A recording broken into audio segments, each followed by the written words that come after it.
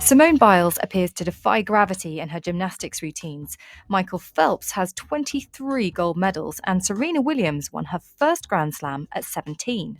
In everyday conversation, we say that elite performers must be naturals who possess a gift that can't be taught. But what does the science say? Could innate talent just be a myth?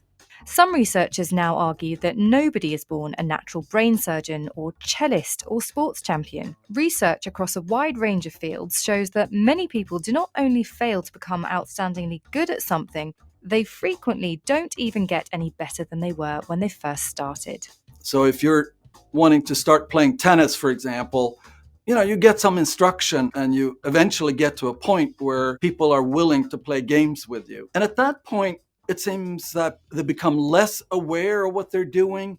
And it's almost like they're kind of finding now a level of performance that they're just sustaining. So the activity of actually practicing with friends doesn't seem to kind of keep improving the performance. In the book Peak, Anders Ericsson and Robert Pools argue, with the exception of height and body size, the idea that we are limited by genetic factors is nothing more than a pernicious myth. That in fact, it's down to something else. A new finding from their research that explains elite performance, something called deliberate practice. Deliberate practice refers to a special type of practice that is systematic and purposeful. It requires focused attention and is conducted with the specific goal of improving performance. Several things make deliberate practice different to regular practice. Number 1. It's restricted to fields where there is already an accumulated knowledge of effective training activities. Number 2, it involves a teacher or a coach. And number 3, it requires immediate and actionable feedback. So you're actually going to try to achieve a state where you can do something that you currently can't do. And that really is sort of stretching yourself and very different from this idea of naive practice where you just try to do the best you can with the skills that you have.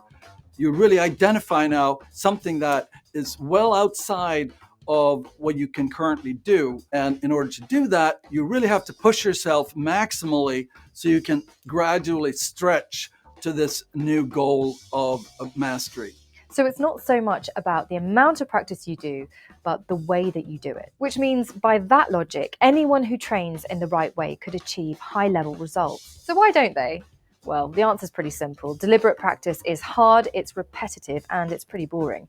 And there's not that many people who are willing to put themselves through it. So most of us end up taking the easy route. But even if we think it's unlikely we're born with talent, we might still think that great achievement requires natural abilities or aptitudes, like a high IQ or superhuman memory.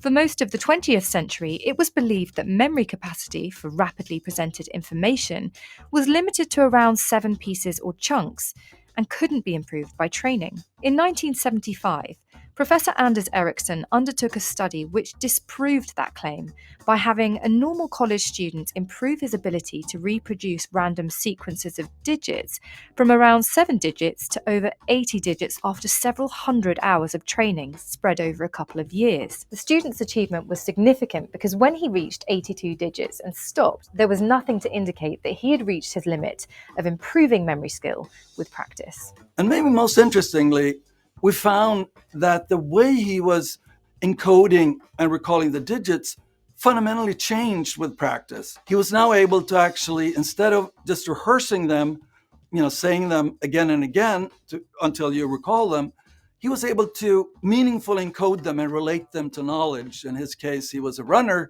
so he actually thought of the kind of digit groups of 3 as running times for various kinds of races. So that really showed that this limiting factor of having a memory, really can be improved. So is there anything that can hinder extraordinary performance?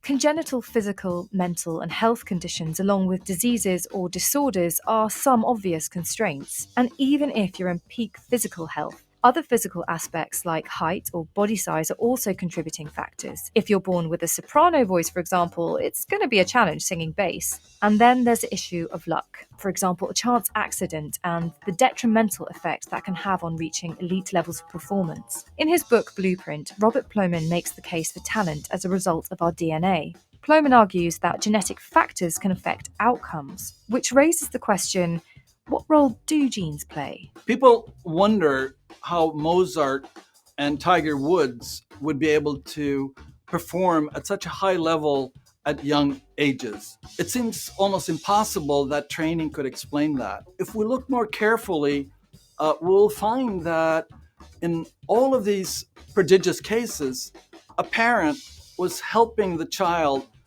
often starting around 2 or 3 years of age, to actually be able now to systematically, acquire the skill. They were sufficiently skilled here to kind of help the child. So these prodigies, it was clearly the result here of a very kind of supervised training, helping them achieve the kind of skills that were then later on displayed at a very young age. So if we actually look at what Mozart as a child was able to play, we can now find that with kind of training, average children can actually acquire the ability of playing not just those kinds of pieces that Mozart played, but even more complex pieces, which again suggests that over time, the performance has changed. Whatever you believe, it's clear that the price of elite performance is extremely high, and those who reach superhuman levels of performance are often the ones who are willing to sacrifice everything to pay for it.